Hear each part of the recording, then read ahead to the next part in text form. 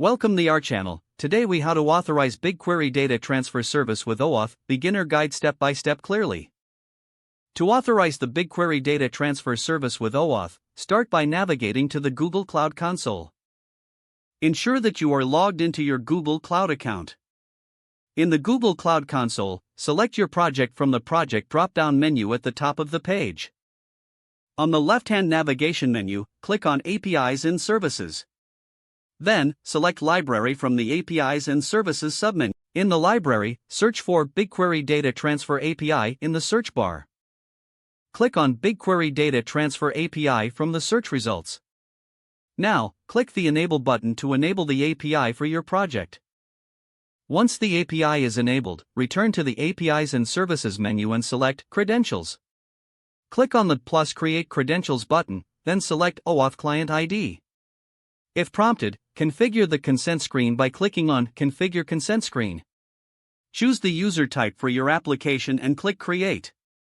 Fill in the required application. Scroll down and click Save and Continue until you reach the Scopes section.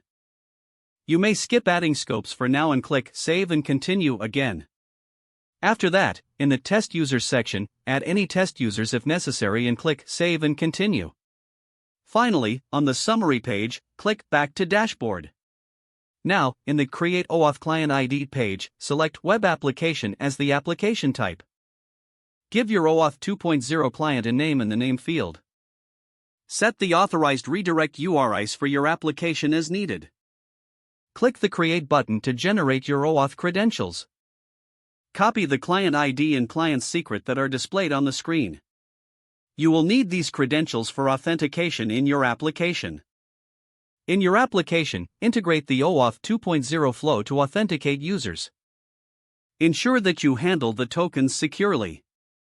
After completing these steps, you will successfully authorize the BigQuery data transfer service with OAuth. Now you can start using the BigQuery data transfer service in your projects.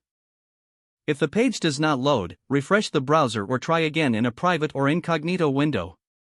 Make sure you are using the correct email address, then retype it carefully to avoid small typos. If your password is not accepted, use the reset option and create a new strong password you can remember.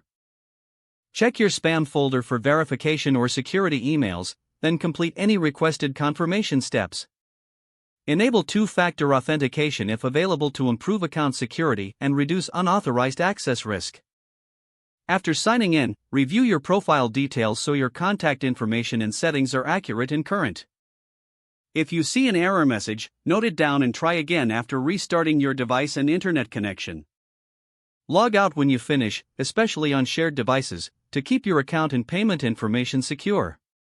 Don't forget to like this video and subscribe to our channel for more step-by-step tech guides.